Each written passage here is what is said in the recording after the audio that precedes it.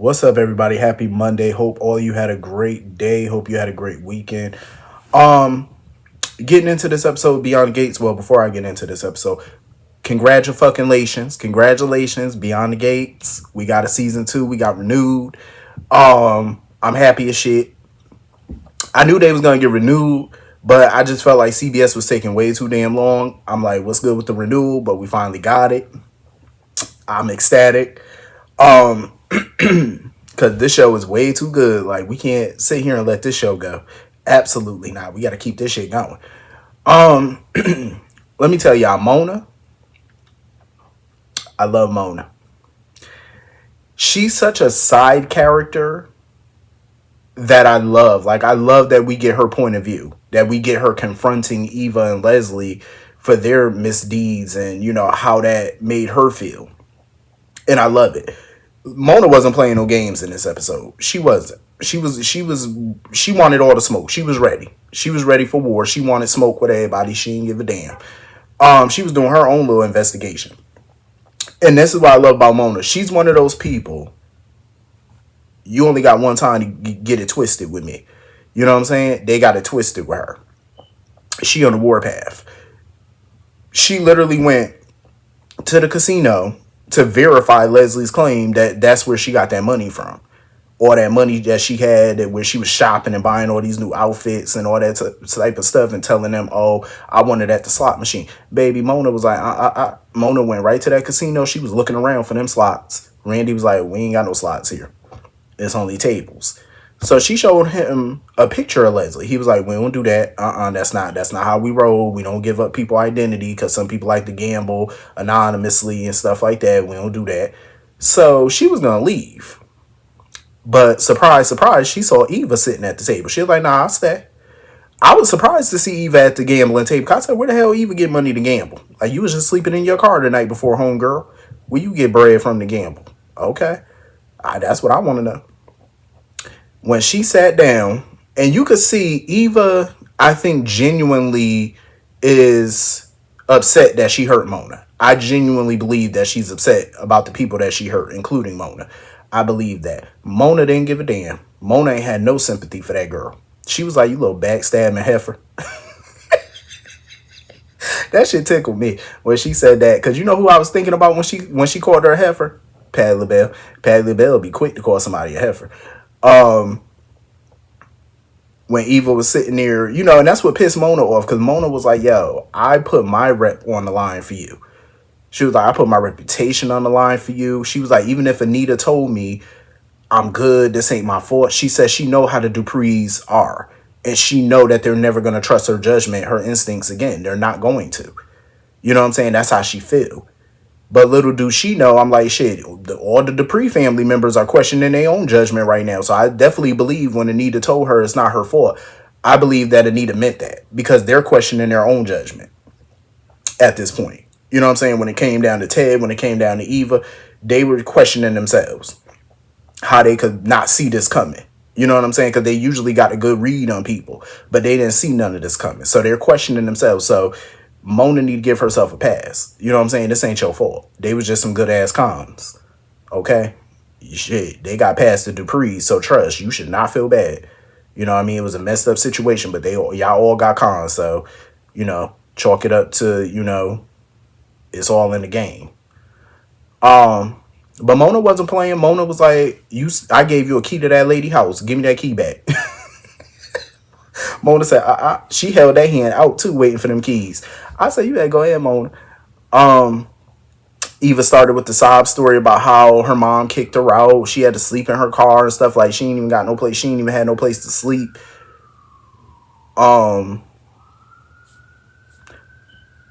Mona took her hand. Like, Mona leaned in. Mona was like, good. Because she was like, oh, I lost everything. Mona said, good. That was so cold. It was cold, but it was good. Because I agree with everything Mona said. At the end of the day, do I personally feel bad for Eva? Yes, I do. On one side, I feel bad for her. Because her mother trifling. Her mother brainwashed her for years. But I agree with Mona. Eva's a grown woman. Eva's an adult. She made a choice. She knew what she was doing was wrong, and she still willfully went with it. She wasn't being forced to do it. So I totally agree with Mona on that one. Um, so Leslie should have known that Mona wasn't gonna let her slide because the next person Mona went to go see was Leslie. Mona went to go see Leslie and Mona gave it to her because Leslie was all happy to see her, like, oh, my friend, you still my friend. Mona said, I'm not your damn friend. Mona said, I am not your friend. Because Mona was like, baby, you played me once, but you ain't going to get the opportunity to play me again. Mona just came there to get confirmation and to put her on blast with the fact that she went to the casino and they didn't have a slot. They had no slot machines like she claimed. So she asked her again, where you get this money from? I think Mona know. Deep down, I think Mona know where she got that money from. She just want to hear it from Leslie. And Leslie's still lying. Still lying. Still won't tell her where she got that money from. Leslie talking about, oh, I had to max out credit cards and I ain't want to say nothing because I ain't want you and Jan to judge me. Still lying. Still telling tales. Mona was like, you know what? Mona was like, it's a special place in hell for people like you. And she said, you gonna burn. I was like, ooh. Mona was giving it to him. Leslie and Eva, Mona was not playing no game. She wanted all the smoke with their ass. She wasn't playing. Like, I love Mona. She's definitely a good side character. Like, I'm feeling her. So anyway, moving on from that. Doug. Doug just do not learn. Like, Doug don't learn a lesson for shit. Like, that man, even Shanice tried to talk to him. Like, Shanice tried to talk sense into Doug. Doug just don't listen. That man just, he don't get it. Like, that brother is a lost cause. Like, when he went to the casino, you know, trying to call Randy a softie and stuff like that, or when you get so soft and all that. First of all, Randy, I give it to him. Like, you know, he's not as cutthroat as some people. You know what I'm saying? He actually got a heart being in the business that he's in. You know what I'm saying? Because seeing what Doug is doing and seeing what he going through, he has compassion for people. And when Eva was cashing out, he did try to get her to stay and play some more. But Eva was like, nah, I'm just going to cash out, you know, leave while I'm ahead. And he let her go. He didn't keep pressing it. He didn't keep none of that because Joey would have kept on pressing. Joey would have put that girl so far in debt, she wouldn't have seen the light of day. And I'm glad Randy's not that dude. Randy just let people go. He was like, listen, I'm cool. Like, he'll ask you, but once you say no a second time, he let it go. I respect that because he learned his lesson from Doug. He don't want to see people, especially people that look like him, all up in debt. You know what I'm saying? Being in trouble with Joey. You know, he wouldn't wish that on nobody. And I respect that. Doug is a damn fool. And he ought to be glad he got a friend that's trying to freaking look out for him because Randy from day one has kept trying to persuade this man to get away from Joey, get away from gambling, try to get him some help. Doug just won't listen. Doug sat right there and lied. Oh, you know what? I'm going to leave. And as soon as Randy left the room, Doug brought his ass back in there to gamble. I said, this man just, he deserved whatever he got coming to him at this point. He deserved it. Like, sir, sir, God has been trying to be on your side and help you. Like this, the good Lord even saw fit to help you win the lottery. Got you a whole 50K in a day. And you spent that 50K in one day. Sir, it ain't, if God can't help you, nobody can. The good Lord tried to help you. And you just won't get it. You just won't get the hint. The elevator ain't going all the way to the top floor for him. And that's a fool. He deserved whatever he get at this point. So anyway, moving on from that. Vanessa. Why would she be talking about Nicole to Joey? Like, oh, my best friend, her husband. He did, like, why are you telling him all this information? Like, why are you doing that? Like, why?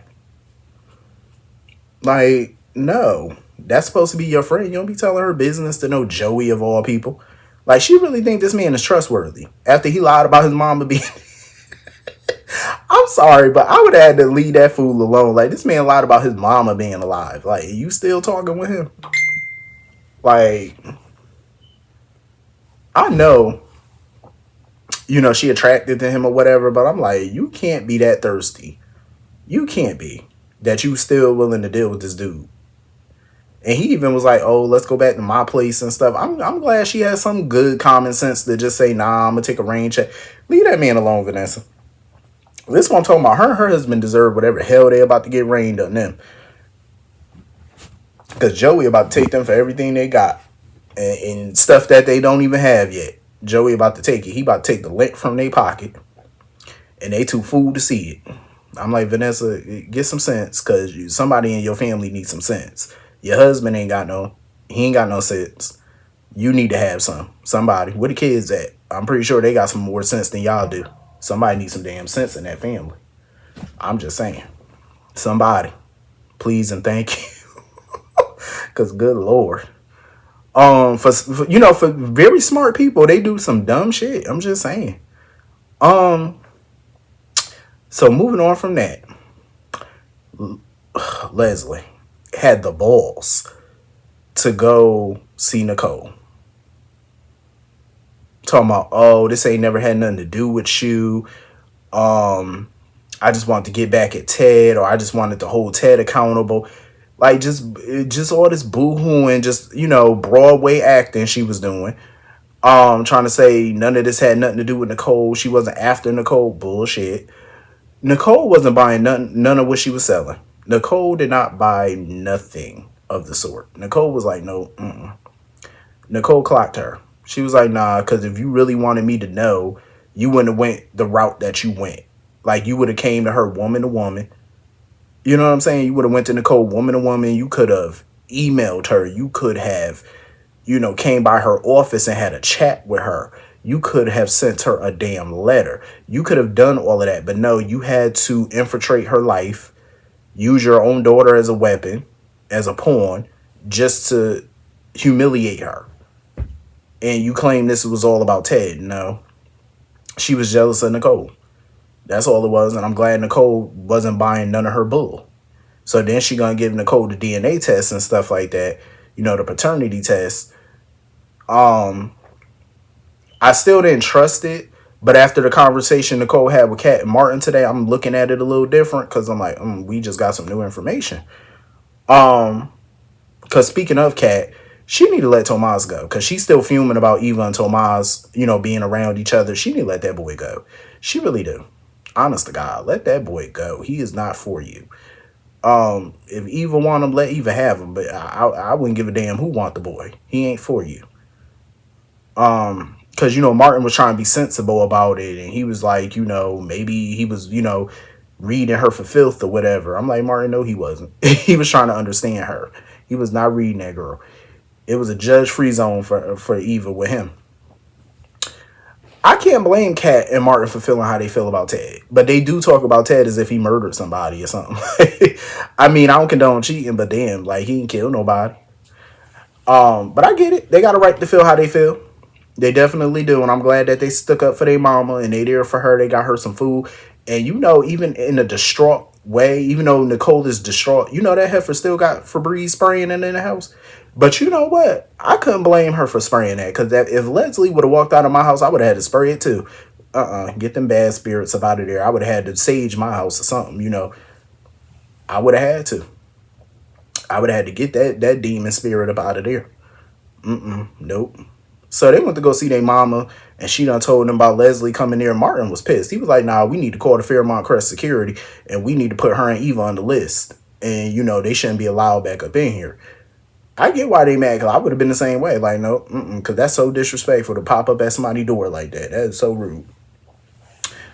But then they was talking about how Kat knew Eva was playing them from day one and nobody else saw it but Kat. So they was talking about the whole sibling thing. I'm starting to feel like Kat and Eva have to be twins. Like, I'm starting to believe that Leslie stole Eva from Nicole.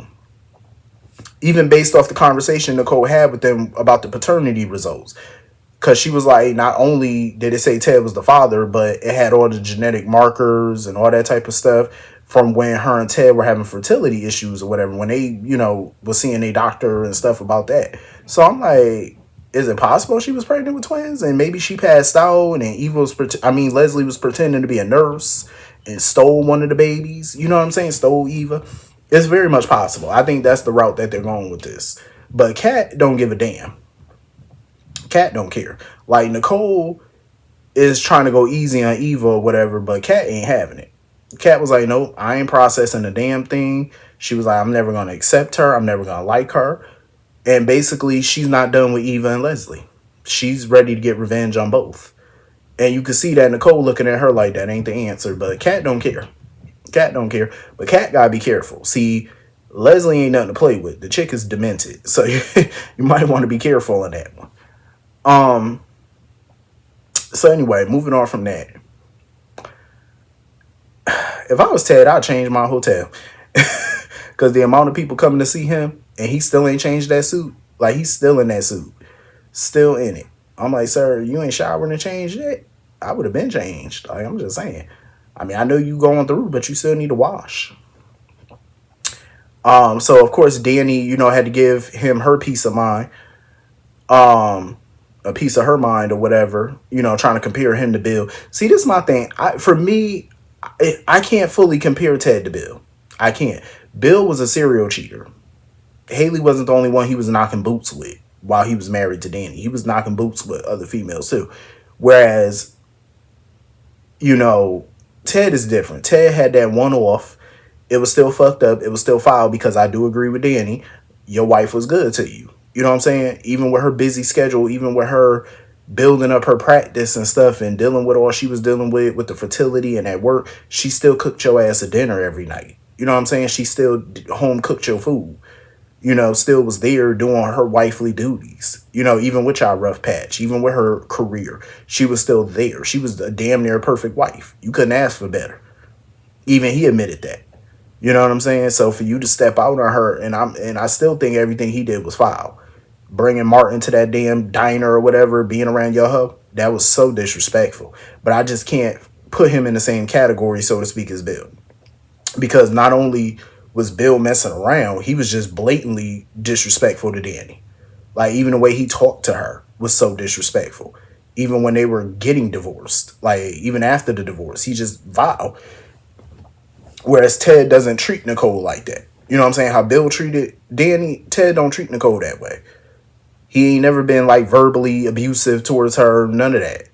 So I can't put him in that category, But I respect that he stood up for himself with Danny and with Anita, because Anita wasn't playing either. And Anita wasn't playing. She called that man Theodore. She said, you know what, Theodore? I said, oh, not the whole name. Damn, Teddy. But Anita wasn't playing because she was like, you know what, you got all of us cleaning up your damn mess again. And she basically called him a coward. She was like, you a coward. You ran the bill. Bill cleaned up your mess. Your bitch coming over to my house, running her mouth. Now we got to clean up your mess. It didn't get violent, but she was like, we handled it. She basically just told Ted, handle your business. Clean up your mess. Handle it. But Ted stood up to her because he was like, yo, I understand you upset. He said, but at the end of the day, he was like, I'm not your punching bag. I'm not going to be one. I respect that. Because they, they could have they say, they could have their opinion on you, but ain't nobody going to bow down to your ass either. But I love Anita though, because Anita don't play. Like, she stick up for her people. But when Anita and Danny was talking and stuff like that at Uptown, Anita was upset because she felt like she thought her and Vernon, did a good job of setting an example of what a good, healthy marriage looked like. You know what I'm saying? But yet both her daughters ended up with trash-ass husbands. That's what disappointed her. And I was hoping that wasn't an anvil dropping about Vernon, because they always talk about Anita and Vernon as if they had the perfect marriage all these years. And I'm really hoping Vernon ain't got no skeletons up in his closet. That's what I'm hoping. I'm like, please tell me Vernon wasn't out stepping out back in the day. I hope not. It'd be soapy, but I hope not. But it was wild though when Eva came up in there and Danny was like, "Nope, we gonna handle this." She said, "Come join us." Anita was in the beginning. Anita was very like remorse, not remorseful. Let me not say that. She was sympathetic. That's the word I'm looking for. She's very sympathetic towards Eva because she know that her mother used her. She knows that. You know what I'm saying? But she let her know. She was like, listen, for what you did to my daughter, she was like, oh, you will never be a Dupree. Because she was happy that Ted was going to step up for her, as he should. That's your daddy. He need to step up for you. Need to take responsibility for you, even though you grown, but still, like, he needs to build that connection with you. But Anita was like, you ain't never gonna be a part of my family. See, that right there makes me think she gonna eat those words. That right there makes me think that Eva really is her grandchild and really is a part of the Dupree family. That's what I'm thinking. Um, Danny was funny as shit because Danny was like, didn't you do here? She said, well, maybe you can go back to doing that. I agree with Anita and them. At least you got a fallback. At least you got a skill. You know what I'm saying? You can go back to doing that shit. Maybe one day open up your own little salon or something. You got a skill that's gonna make some damn good money. I'm just saying, people need their edges done and shit. Keep their edges healthy. Why not? You got it. I felt bad for Eva though. Like she grown and she did what she did, but I still kind of feel some sympathy for her though. I do. Um, that damn Ted. So Ted went to go see Leslie ass, and she all happy that he there and stuff like that. And of course, he just came there with a warning. Oh, stay away from the Duprees. Stay away from my wife. Stay away from my family, or else. I'm like, Ted, stop with the bitch ass threats, okay? Because you done threatened her a few times before, and we all know Leslie don't care about your threats. Like, she gonna do what she want to do. That's why a part of me feel like Ted really still do want to hump on Leslie, because why are you in her apartment? Why are you having conversation with her? Like, why? For what? You know what I'm saying? Letting her touch on your cheek and stuff, be all up in your personal space. Like, sir, no. That's a problem for me. Because he let her know, though, he was like, you psychotic. He was like, I'm doing what I'm doing for my daughter because I care about my daughter. I want to be there for my child. She feel like that's an invitation for her to still be around. Because she feel like, oh, if you still care about Eva and you want to do for Eva, that means you can still care about me. I'm like, ma'am, you delusional as hell. But Ted need to stay out of her apartment, though. And she sitting there calling him Teddy Boo. I said, oh. I'm like, Leslie, stop it. But she pretty much said to him before he was leaving, like, oh, you gonna still want me around or whatever. And I'm like, what the hell are you up to? Leslie, what? Leslie not done with that family. She still got secrets. She damn sure still got secrets. I could see it all over her. Because she known for lying. You know what I'm saying? She known for lying. She ain't gonna tell no truths. But I'm loving her though. Her crazy ass. But that was the whole episode. Hit the comments. Let me know what you all thought. And I will see you all later. Peace.